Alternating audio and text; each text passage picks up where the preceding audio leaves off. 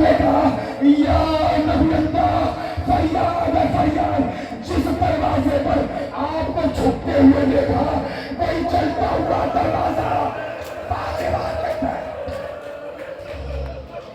فاطمہ کے پہلو پہ چلتے ہوئے دیکھا، یعنی کہ برداشت ہوا، مدینہ چھوڑ دیا۔ نبی اللہ نے کہا بلال حسنین بہت یاد کرتے ہیں، بلال فاطمہ بہت یاد کرتی ہیں، جاؤ مدینہ چلے جاؤ۔ بلال نے سفر سامان تیار کیا، بلال شام سے نکلے مدینے کے لیے۔ جب مدینے میں اصحاب تابعی تبع تابعی ان کی اولاد ازواج کو خبر ہوئی بلال آ رہے ہیں، سب گھر سے نکلے، بلال کو گھیرا، سب رو رو کے کہہ رہے کہ بلال ہمارے گھر چلو، بلال ہمارے گھر چلو۔ بلال بھی رو رو کے کہہ رہے تھے کسی کے دروازے پر جاؤں گا تو بس بنت رسول فاطمہ کے دروازے پر۔ مصائب قیامت کے برداشت کر لینا۔ اللہ اللہ جن کی مائیں بیمار ہے وہ دعائیں مانگ لے، دعائیں مانگ لینا۔ جب شہزادی کو پتا چلا بلال آئے ہیں، پردے کا اہتمام کرایا گیا، ایک طرف شہزادی تشریف فرما ہو گئی، ایک طرف بلال آگے بیٹھ گئے۔ رونے والوں، جو جملہ رسول اللہ نے کہا تھا وہی شہزادی نے کہا، بلال تم تو اپنے تھے،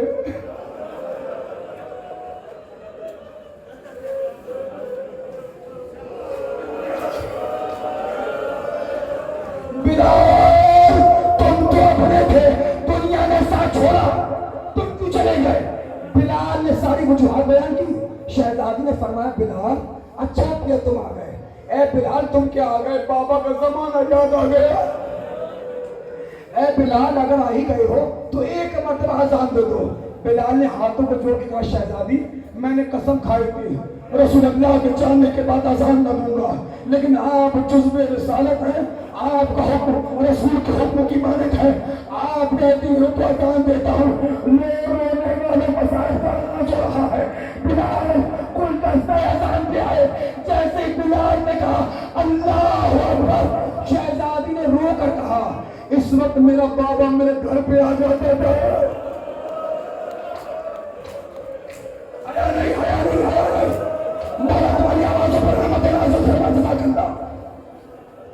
جیسے ہی بلال نے کہا اشہد ان لا الہ الا اللہ، شہزادی نے رو کر فرمایا اس وقت میرا بابا میرے گھر سے رخصت ہو کر مسجد کی طرف جاتا تھا، میری پردہ بہنیں مجھے معاف کر دینا، فکر شروع ہے۔ جیسے ہی بلال نے کہا اللہ اشہد ان محمد رسول اللہ، تو چھوٹے چھوٹے بچے گھر سے باہر نکلے، ایک آواز دی اے بلال اذان روک دے، اما بے ہوش ہو گئے۔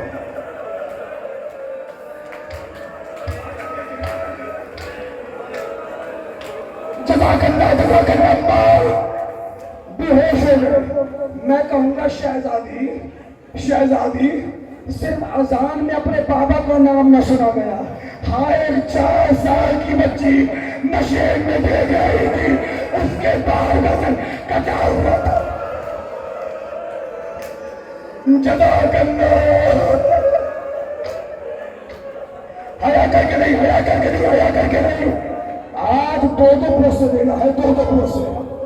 فاطمہ ہم سے اپنے بابا کا بھی پروسہ قبول کرو، ہم سے اپنے بیٹے کا بھی پروسہ قبول کرو۔ اے رونے والوں، کچھ لوگ نہیں رو رہے نا، کیوں نہیں روتے یار تم؟ ابھی تم رو گے اور تم نہیں رو گے تو کون روئے گا؟ اپنوں پہ اپنے ہوتے ہیں، خیر تو نہیں ہوتے نا۔ ایک ایران کے ذاکر نے مصائب امام حسن مجتبیٰ پڑھے، امام حسن مجتبیٰ اس کے خواب میں آئے، خواب میں آنے کے بعد کہا تو نے میرے سب سے سخت مصائب کیوں نہیں پڑھے؟ رو کر کہتے میرے مولا میں سارے مصائب تو پڑھتا ہوں، میں نے پڑھا، سب کو گھر جا کے سکون ملتا ہے، لیکن یہ وہ امام تھا جس کی زوجہ نے امام کو زہر دیا، یہ وہ امام تھا، امام کی زوجہ امام کو گھر میں سکون سے نہ رہنے دیتی تھی۔ امام نے کہا یہ میرا سخت مصائب نہیں ہے۔ کہا مولا میں نے یہ بھی تو پڑھا، ہمارا یہ اکیلا امام ہے جس کے جگر کے ٹکڑے کٹ کٹ کے بول۔ جزاک اللہ، مولا نے کہا نہیں نہیں نہیں، یہ بھی میرا سخت مسائل نہیں ہے کہ مولا میں نے مسائل میں تو یہ بھی پڑھا ہے کہ آپ کے جسم سے آپ کی بہن نے تیر نکالے، مولا نکالے، یہ بھی میرا سخت مسائل نہیں ہے۔ مولا میں نے تو یہ بھی پڑھا ہے آپ کا جنازہ قبرستان سے لوٹ کے آیا ہے، مولا نے کہا یہ بھی میرا سخت مسائل نہیں ہے۔ ذاکر نے ہاتھ کو جوڑا، کہا مولا پھر آپ باتوں کرے گا، اے مولا پھر آپ ہی بتائیے آپ کا سب سے سخت مسائل کون سا ہے؟ کہ جب کبھی بھی منبر پہ جانا میرے شیعوں کو بتانا میرا سب سے سخت مسائل یہ ہے کہ میری ماں کو تماچے مارے جا رہے ہیں۔ ماتا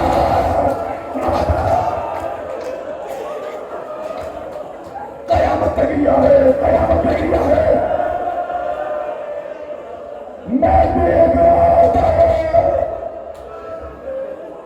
میرے مولا نے کہا اے ذاکر میرے شیعوں کو بتانا میرا سب سے بڑا مسائل یہ ہے میری ماں پر، مجھے دیکھو میرے شیعوں کو بتانا میری ماں پر جلتا ہوا دروازہ گرا، ظالم اسی دروازے پر پیر رکھتے ہوئے گھر کے اندر داخل ہو گئے۔ جزاک اللہ۔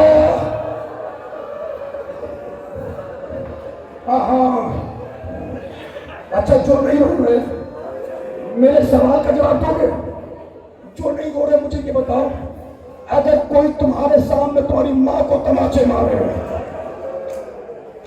شاعر کہتا ہے بطول رو پڑی فضا کو یہ بتاتے ہوئے حسن نے دیکھا ہے مجھ کو تماچے۔ جزاک اللہ۔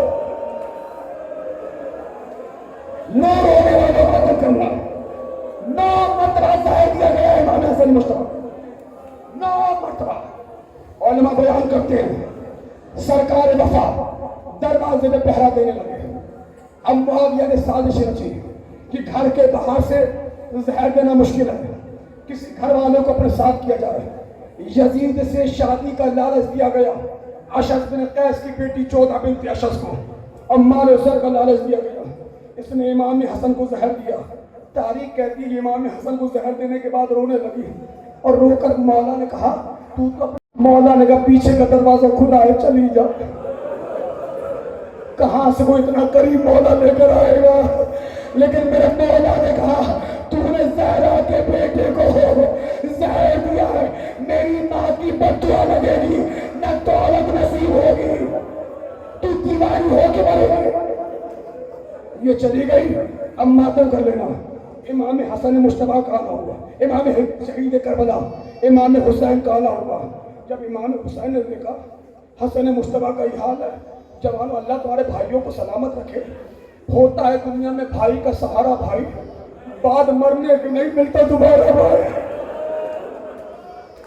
آگے بڑھ کے جگر کے ٹکڑے کٹ کٹ کے باہر نکل رہے تھے، حسین آگے بڑھے، حسن کا زانو اپنے زانو پر امام حسن کے سر کو رکھا، سر کو رکھنا تھا۔ ایک مرتبہ امام حسن امام حسین کو دیکھتے جاتے ہیں، روتے جاتے ہیں، دیکھتے جاتے ہیں اور روتے جاتے ہیں۔ ایک مرتبہ امام حسین نے کہا اے بھیا روتے کیوں ہو؟ کہا اے بھیا حسین مجھے کربلا یاد آ رہی ہے، آج مجھے زہر دیا گیا، سارے گھر والے آ گئے لیکن کربلا کا میدان اے بھیا آپ اکیلے ہوں گے، کوئی مدد کے لیے نہ آئے گا۔ ایک مرتبہ امام حسن نے بی بی فروا سے کہا قاسم کہاں ہے؟ آقا سو رہا ہے۔ 4 سال کے قاسم کو اٹھایا گیا، ماتم کر لینا، کسی بھی طرح ہو قاسم کو زینب کے دروازے پہ بھیج دو۔ فروا نے کہا آقا قاسم جا کے کیا کہے گا؟ قاسم وہ 4 سال کا ہے، کہ گریبان چاک کر دو، خاک سر پہ ڈال دو، میری بہن علی کی بیٹی سمجھ جائے گی اللہ اللہ رونے والے ہو۔ اس انداز میں کسی بہن کو بھائی کے مرنے کی خبر لے رونے والے جیسے ہی قاسم دروازے زینب پہ پہنچے، اب جو زینب نے دیکھا گریبان چاک ہے، ایک آواز دی انا للہ یہاں سے بس 3 سے 4 بجے تابوت آ جائے گا. یہاں سے شہزادی زینب چلی. امام میں کیسے فکرہ پڑھوں؟ امام حسن مصطفیٰ نے آقا حسین سے کہا بھیا بہن آ رہی ہے، اس دشت کو چھپا دو جس میں میرے جگر کو ٹکڑے ہیں. میں کہوں گا فریاد ہے اے حسن مصطفیٰ، آج جگر کے ٹکڑوں کو چھپانا آسان ہے. یہی زینب ہوگی 70 قدم کے فاصلے سے دیکھے گی حسین کے گردن پہ خنجر چل رہا. آخری فکر مجلس تمام ہو گئی. امام حسن بہت امیر ہے. امیر حسن کہا جاتا، ہمارے بزرگ علماء نے پڑھا ہے حسن امیر حسین غریب. کیسے؟ کا ایک بھائی اتنا امیر ہے کہ ایک بھائی کو 2 کفن مل گئے. بس مجلس تمام ہو رہی ہے، جو سمجھ جائے گا وہ رو گا. اب میں تم سے رونے کے لیے نہیں کہوں گا، آخر فکر ہے بس اتنا کہوں گا اے امام زمانہ ذرا پہلا دور میں آئیے، ہم سے اپنے چکر پوچھوں کو فرمائیے. آخری فکر مجلس تمام ہو رہی ہے اور جنہیں رونا نہیں آ رہا سروں کو جھکا دو. ہم کم سے کم رونے والے چہرے بنا دو اور یہ پرواہ نہ کیا کرو کہ بغل والا کیا کہے گا. تمہارے بگڑے ہوئے چہرے زیادہ کو بہت اچھے لگتے ہیں اور جب مسائل میں تمہاری آواز ہوتی ہے ہمارا چھوٹا امام مسلح پہ دعائیں دیتا ہے پروردگار ان آوازوں پر رحمت نازل. ایک بھائی بس ایک ایک بھائی تابوت آ جائے گا تب پھر اس کو کرتے ہیں. ایک بھائی اتنا امیر ہے اس کی امیری کی انتہا نہیں. ایک بھائی اتنا غریب ہے غریبی کی انتہا نہیں. ایک بھائی کو 2 کفن مل گئے. ایک بھائی کا لباس بھی لوٹ لیا گیا. ہمارا لباس چھوڑ جس انگلی پہ حسین کی انگوٹھی تھی اس انگلی سے نکالا. جزاک اللہ، اللہ تو اللہ روز پر رحمت نازل کرے. ایک بھائی اتنا امیر ہے اگر نانا کے پہلو میں جگہ نہ ملی تو کیا ہوا؟ ماں کے پہلو میں تو جگہ مل گئی. ایک بھائی اتنا غریب ہے جنگل میں پڑا ہوا ہے 3 دن ہو گئے کوئی بکرا مل گیا. ایک بھائی اتنا غریب ہے کہ بدن میں موت آئی. ایک بھائی اتنا غریب ہے پردیس میں شہادت پائی. ایک بھائی اتنا امیر ہے کہ اس کے جسم پر تیر ہے. ایک بھائی اتنا غریب ہے اس کا جنازہ تیروں پر ہے. ایک بھائی اتنا امیر ہے میں کیسے رونے والے پھر رہا. جب امام حسن کی شہادت ہوئی جناب قاسم 4 سال کے ہیں. اللہ اللہ رونے والے فکر سننا. جب امام حسین کی شہادت ہوئی جناب سکینہ 4 سال کی ہے. ایک بھائی اتنا امیر ہے جب وہ دنیا سے گیا اس کا بیٹا اس کے سینے پہ گر گیا. ایک باپ اتنا غریب ہے سینے پر تیر لگے تھے. ایک باپ اتنا غریب ہے سینے پر تیر لگے تھے. 4 سال کی بچی لاشیں کا تلاش کر رہی تھی کوئی ایسی جگہ مل جائے جہاں کا سر رکھ کے سو جائے. جزاک اللہ جزاک اللہ. آخری فکر جب جناب قاسم کی شہادت ہوئی میں بس وقت چکا. جناب قاسم جب امام حسن کی شہادت ہوئی جناب قاسم 4 برس کے ہیں. اللہ جانے جو نہیں رو رہے وہ کیوں نہیں رو رہے. یہ تو غریبوں کا ماتم ہو رہا ہے نا. آخری فکر ہے جنازہ آنے والا ہے جنازہ آنے والا ہے. اگر کسی کے گھر سے جنازہ نکلے اور اگر کوئی نہ روئے محلے والے کہتے ہیں لگتا ہے اس کا کوئی رشتہ دار زندہ نہیں ہے. تمہیں ایسے رونا ہے پتا چلے یہ لاوارثوں کا جنازہ نہیں ہے ان کے وارث زندہ ہے. بس رونے والے پر تمام ہو رہی ہے. امام حسن کی شہادت پہ جناب قاسم 4 برس کے. امام حسین کی شہادت پر جناب سکینہ 4 برس کی. جب امام حسن کی شہادت ہوئی میں کیسے پڑھوں. اللہ نہ کرے کوئی ماں یا باپ ایسا سن رہا ہو جس نے اپنی بیٹی کو کھویا ہو. مجھے معاف کر دینا، آخری فکر ہے مجھ استعمال ہو رہی ہے۔ جب امام حسن شہید ہوئے ہر کوئی آگے بڑھتا تھا، قاسم کے سر پہ ہاتھ پھیرتا تھا، قاسم کو سینے سے لگاتا تھا۔ ایک بھائی اتنا غریب ہے، جب حسین کا سر موقع نیزہ پر آیا، سکینہ ہائے بابا کہتی رہی، جو بھی ملتا تھا سکینہ کو تماچے مارتا۔ مجھے کہا جاؤ کھا جاؤ بھائی، کہا جاؤ کھا جاؤ کہا جاؤ، ایک فکر مجھے بولے لو بس آخری 30 سیکنڈ ماتم کر لے گا۔ مجھے دیکھو جنازہ ہے۔ تاریخ کہتی ہے امام حسن کا جنازہ گھر لوٹ کے آیا۔ انصاف سے بتاؤ، کسی غریب سے غریب آدمی کا جنازہ گھر لوٹ کے آتا ہے؟ آخری فکرہ ہے، امام حسن کا جنازہ گھر لوٹ کے آیا۔ زینب نے فکرہ کہا، بھیا میں نے تو سفید کفن دیا تھا۔ حسین نے فکرہ کہا، بہن زینب یہ نانا کی امت نے اجر رسالت دیا۔